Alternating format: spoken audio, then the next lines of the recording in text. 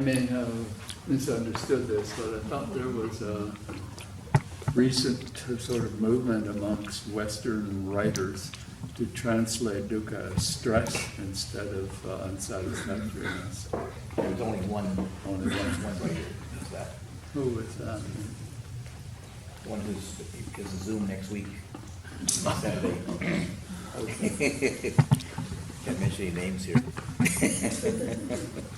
Shouldn't mention any names. It's one of those terms that is very hard to translate in English. We're so resistant to the meanings of it. So what happens is there's a variety of different people, different opinions how to translate it. Yeah. I would say, in general, the most comprehensive one is unsatisfactoriness. So it's a bit clumsy, a bit of an awkward word, but because it's not just suffering, it's incomplete also. Things are incomplete. Because things are incomplete, or we perceive things as being incomplete, things are the way they are, but we perceive things askew. We can see one side of it. We look at happiness, not unhappiness. We look at life, not death. We look at health, not sickness. See? So our perception of things is out of harmony with reality. So you're always bumping up against reality. So it's unsatisfactory. It's suffering. it's suffering. It's you can say it's stressful. It's frustrating. It's being disappointed all the time, and it's incomplete. You get the big picture. Like thinking about ourself. Our self is a very, very small part of reality. But we keep looking at ourselves, and then you miss the bigger picture, and then other things come in. The bigger picture comes in. Yeah, we think we can control our life, and then something comes along and knocks us for a loop. And then you suffer. You're surprised, totally shocked. And you think, well, why not? There are earthquakes. I was in a way quite fortunate to live in challenging places. I lived in Switzerland. We had avalanches. Avalanche danger zone 1, would you believe? Lived in New Zealand. We have earthquakes. Live in Australia. We have bushfires. So, when I went to Switzerland, I think it was a little bit facetious, a little bit naive. Trying to be even facetious, they said to me, the place we were looking at, an old hotel, was right next to this cliff, and the people who were selling it said, well, there's this is avalanche danger zone 1. There's up there's a big Alp, and the snow falls off the Alp right down this cliff, and you're in the first one in the way, you see. And there was an avalanche there 25 years before. And they said they did some investigation, and they found that every 100 years there was an avalanche there in that area. So I said, there was one 25 years ago, so the next one is 75 years from now. I won't be around. but that's my engineering thinking, And a few years later, we had the 100-year snowfall. He got evacuated 3 times. But no avalanche, fortunately, not for us anyway. So we survived. But I would say, in one way, it's helpful not to have one single word, because you have to contemplate it. What does this really mean? I find it easier to go back to the Pali word dukkha. And then from that word, you can define it in different ways. It's like going back to the root words in the Pali language. It's not easy to have one easy translation. And if we did, people would think they know it. Oh yeah, suffering and all about it. Yeah, right. Yeah, no.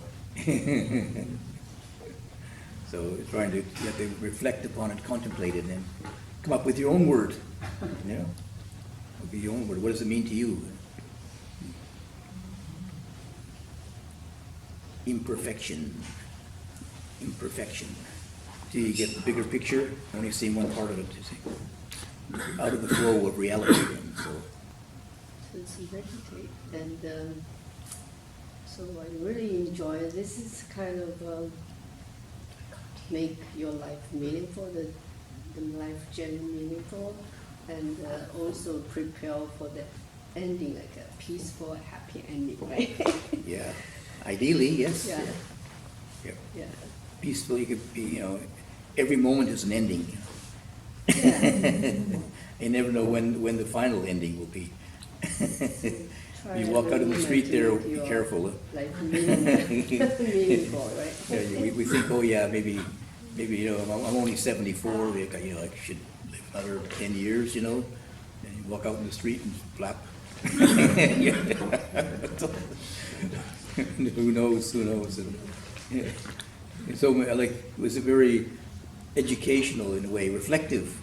In Australia, in 2019, we had bushfires there.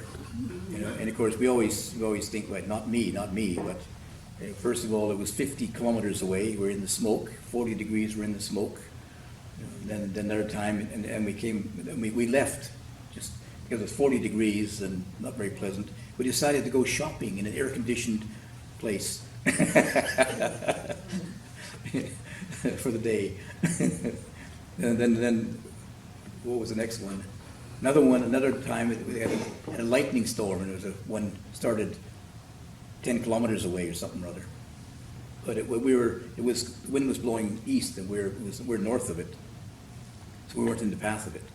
Yes, but there was helicopters flying around with the sirens going, and whoo, whoo, whoo, whoo. Okay, we get the message. so we evacuated again. And the third time, we're going to stay and fight it, and the fire came through. But just as the fire was coming over the hill, I was sitting there having a cup of tea, watching the fire come over the hill, and then a helicopter landed and said, "Go, go, go, go." All our plans are out the window like that. We had our fire hoses out, we had our helmets on, we had our masks on, everything, and everybody, well, I didn't panic, but everybody else did. I'm an experienced firefighter. I put out over 20 fires in Thailand.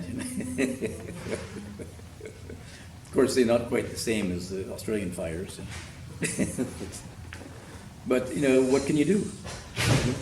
And then somebody sent us, we were evacuated, somebody sent us a video from the national news showing the people, the helicopters waterbombing our sala.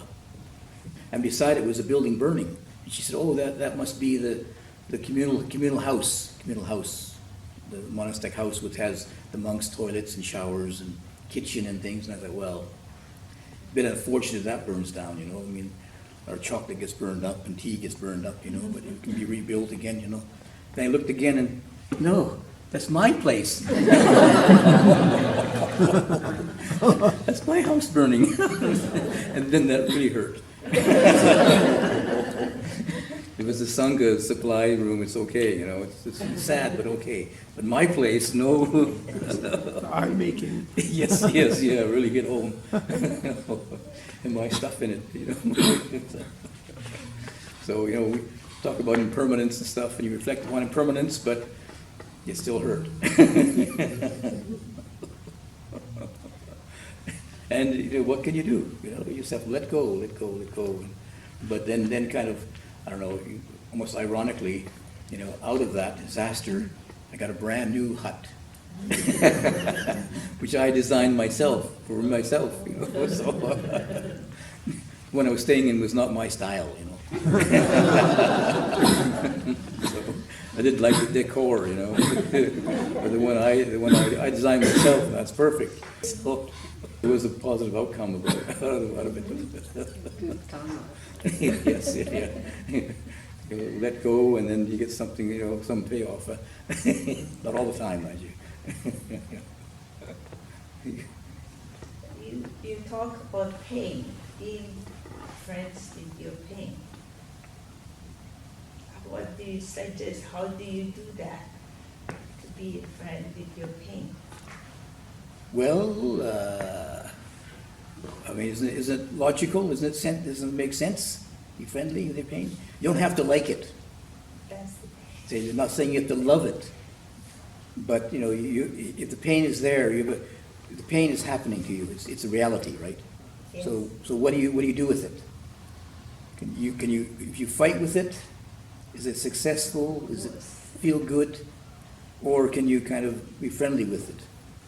And be a bit more open to it, a bit more friendly, a bit more gentle to it, not fighting with it, at least not fighting with it. You say, okay, there's pain there, okay. You know, that's the way it is, you know. I refuse to engage in any kind of conflict with you.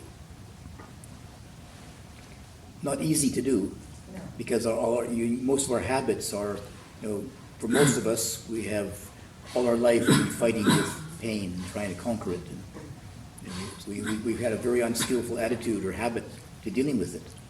Okay. But has it been successful? Not really, has it?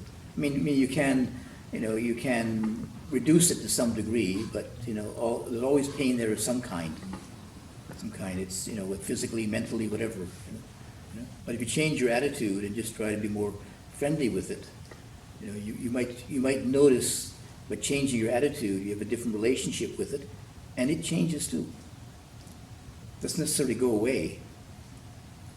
But if you don't fight it, I mean, just physiologically, if you have pain and you don't like it, your body tenses up, and it gets more painful many times.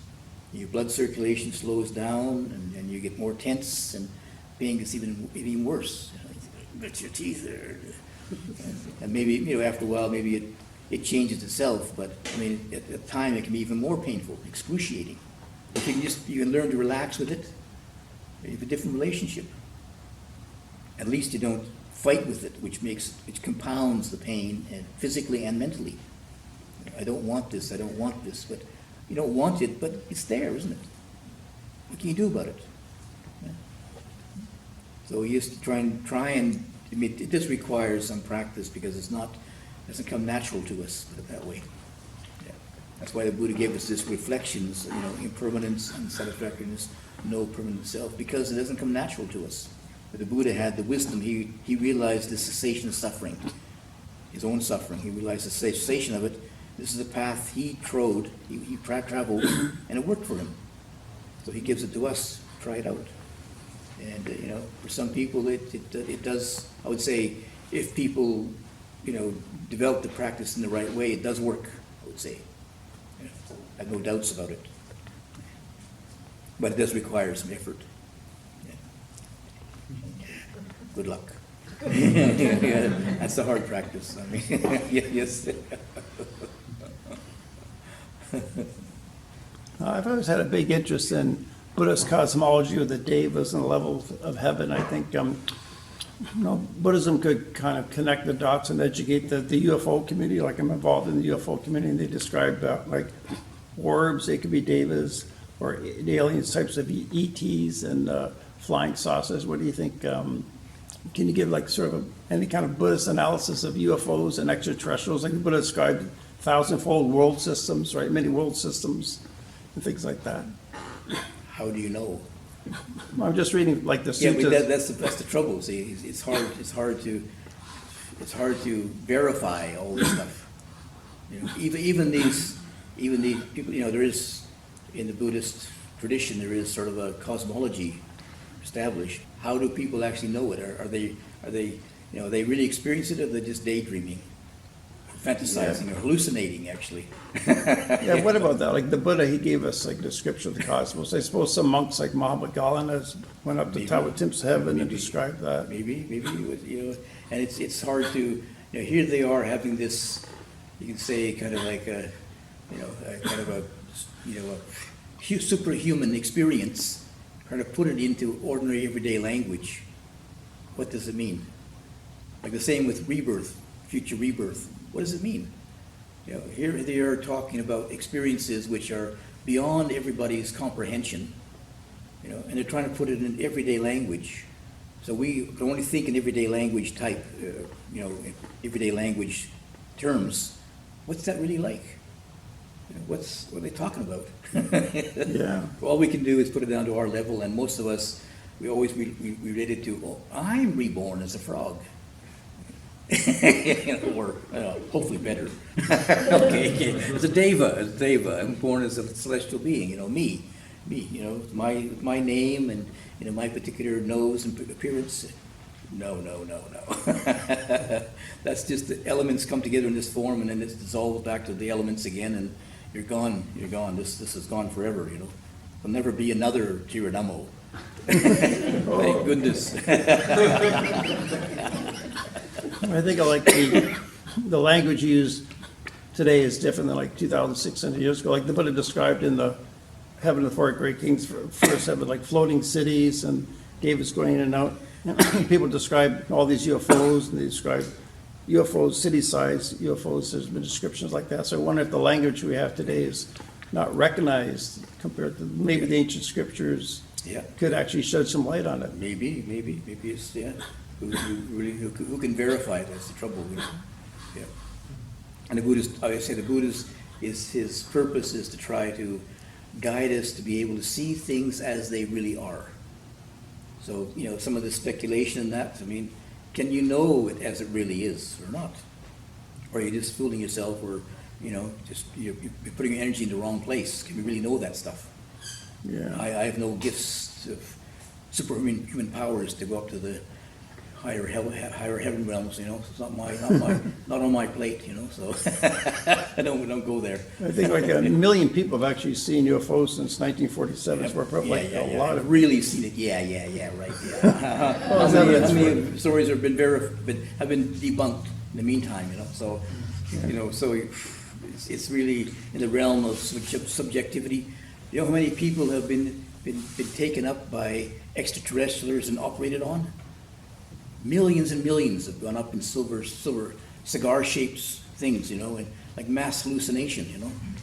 Millions. Where did that come from? You know? I mean, it's a lot. If you know about your mind, a lot can happen in your mind, you know. Hallucinations are more vivid than reality, you know. So just be careful, you know. And if you believe your hallucinations enough, they begin to happen. There's a story many years ago.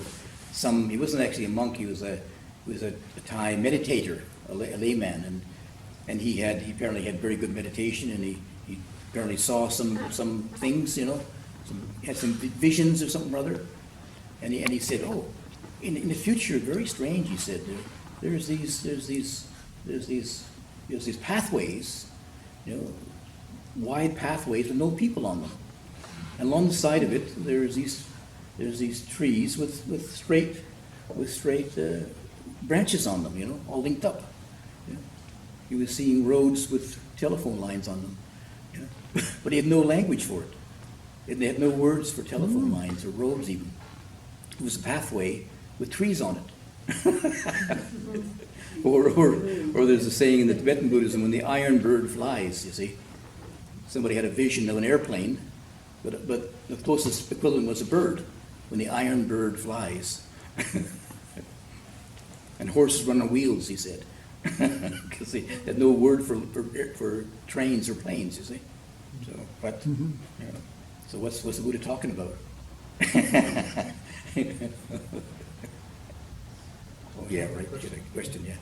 Sorry to bring it back to pain. Are you depressed yet? Yeah. I know more about that than I do about UFOs. Great. It's important expertise. Yeah.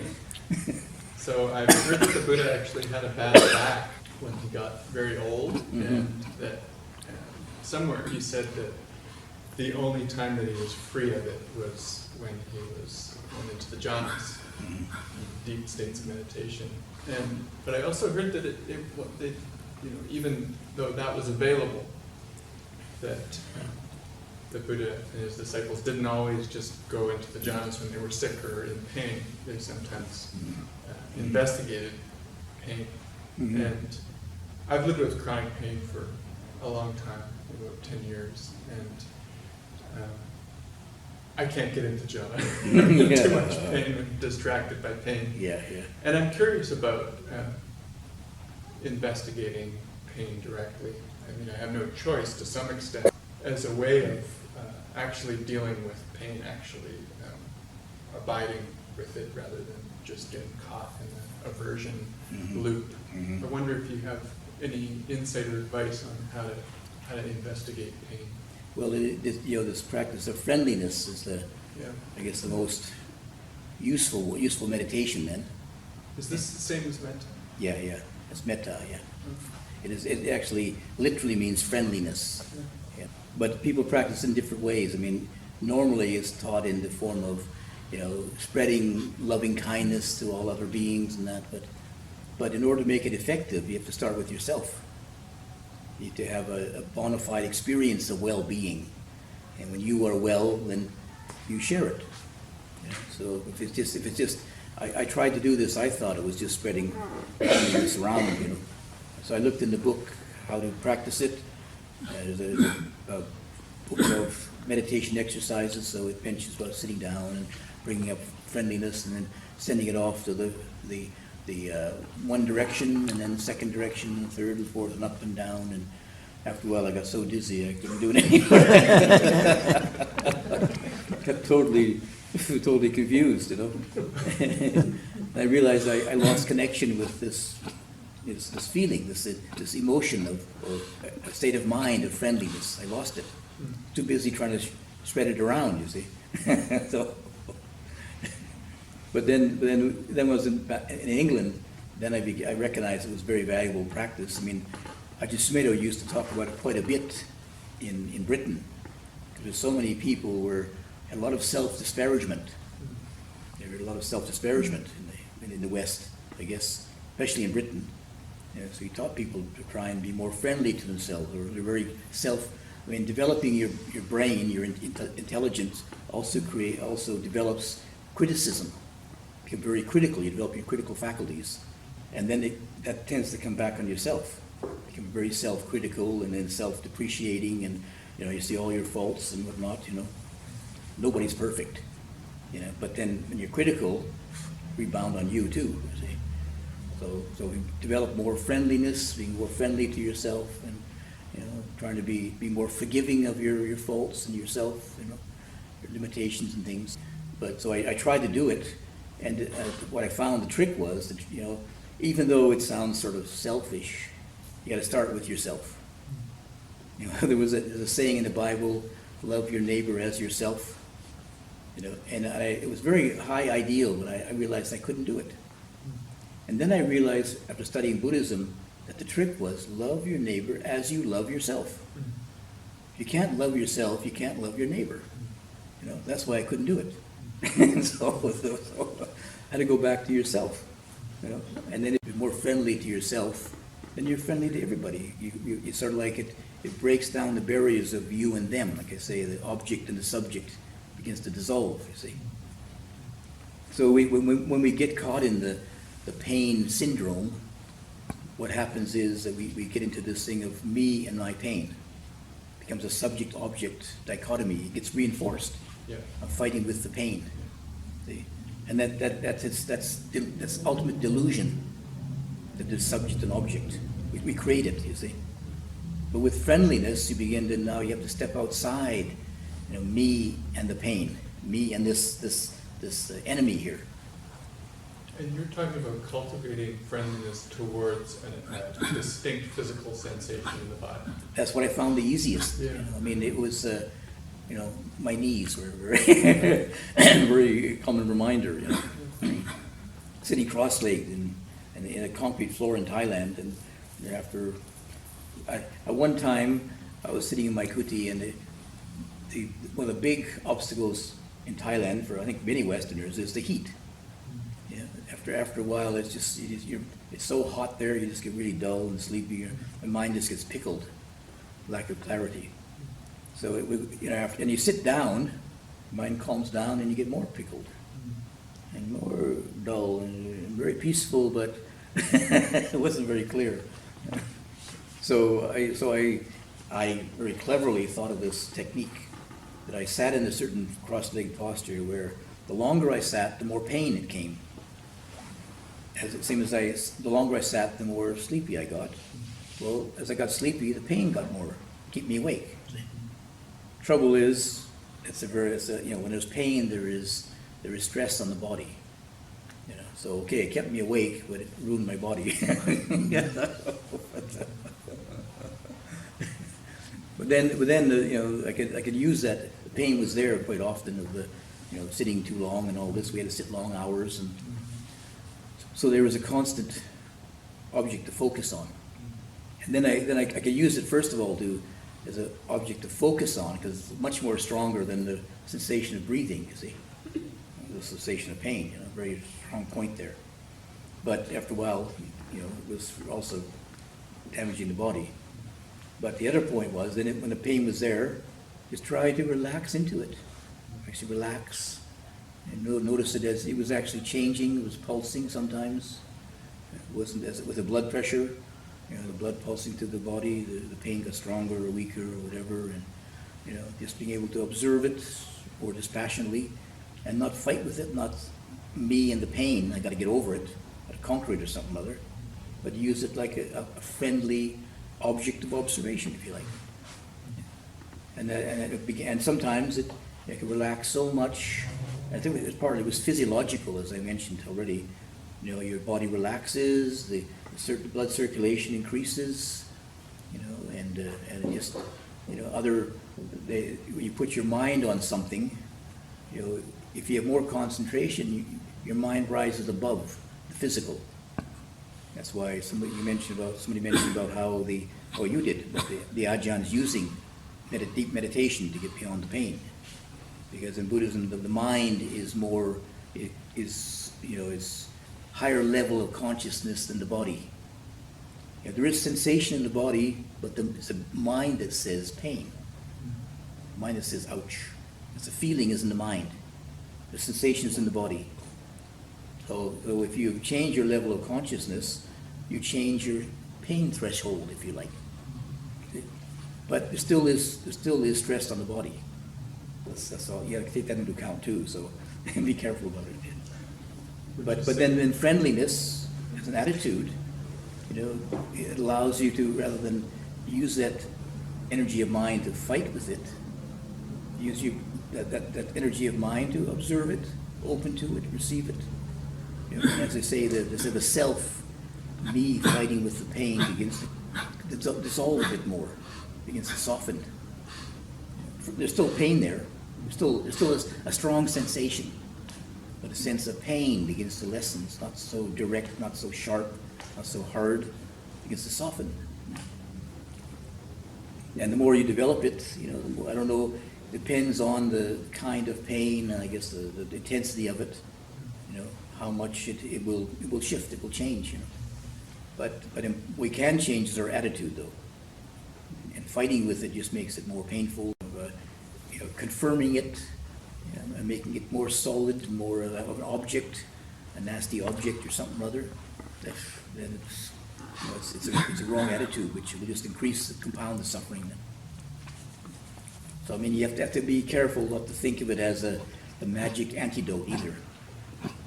I'm going to use metta to get rid of my pain. You know, you fell into it again. You got to step outside of all your attitudes, all your habits, old habits dealing with pain, all your expectations, all your ideas about pain.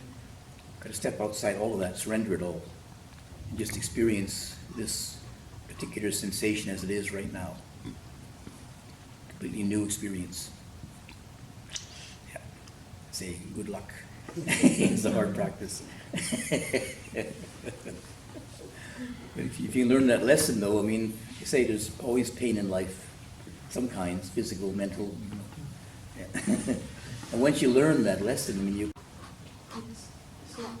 It's not a question, I think, but maybe a little bit of a change is happening. The city of Vancouver has been offering courses through a couple of women that are death doulas and work with the dead. So they're free courses that you can take. They do them in the cemetery, the big city cemetery. And it's on, some of them are on prepare. They're more like reflections on the Buddhist teachings, which people who are Buddhists would recognize. See? But there's also, what's most familiar is a reflection on impermanence. All conditioned things are subject to impermanence. They rise and they pass away. And if we can open to the passing, and it's peaceful, it's peace. You know, anicca vada sankhara, all conditioned things are impermanent, to remind us, you know, that's an ultimate reality. I don't like it, I don't want it that way, but it is, sorry. You know, so we have to reflect upon it, and every once in a while, it could be a really striking reflection to remember. All conditioned things are impermanent. All your loved ones will pass away. Your body, your mind will all pass away. And sometimes it does sink in quite deeply, you know. Other times, it's off the top of your head maybe, but you know, it is a reflection which you know, it's helpful to reflect upon it as often as possible. And for the people who pass on, you can just wish them well wherever they are. You know, this is in one sense is the one realm of existence. You know, wherever they are, may they be well and happy. You know, wish you well on your journey. And I won't be with you right now, but may you be. I wish you well and wish you send you all my best wishes and my feelings for your safe travels and all this, and that's the best you can do. And they say sometimes these so-called spirits, they receive them. But I think it's more helpful for the people who stay behind, because we're the ones who are, have to pick up the pieces but to reflect upon that and just say, well, I wish you well wherever you go. You're on your own now.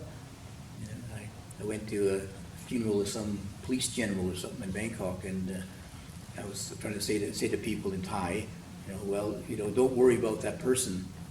You think, oh, what's that with that person? They're on their own now. They'll receive the results of their previous actions. All the things they've done in this life have consequences, and now they're the recipient of it. Before they were driving the bus, doing what they wanted to do. Now they're the passenger. They're a passenger in the bus. The karma takes over, and they're just taking on that bus now and traveling in whatever direction that they've directed that bus, the bus driver, directing it down that street, and now they're passengers. They're in the passenger seat, and the bus keeps going.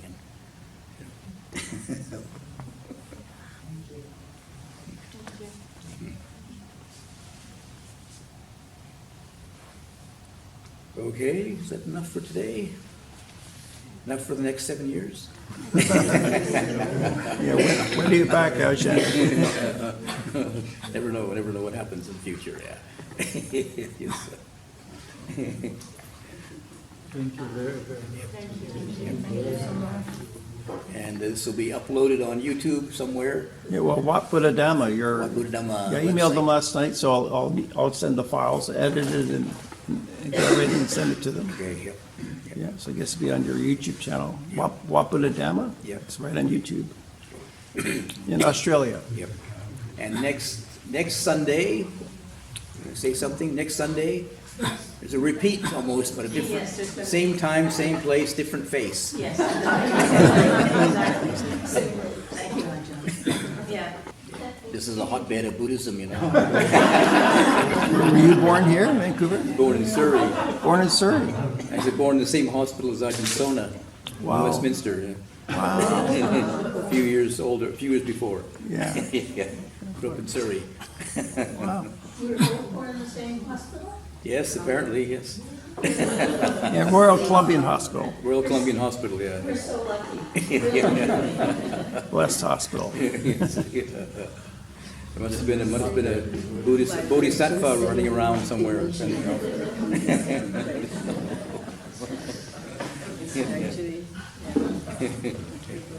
once you were born, it's countdown.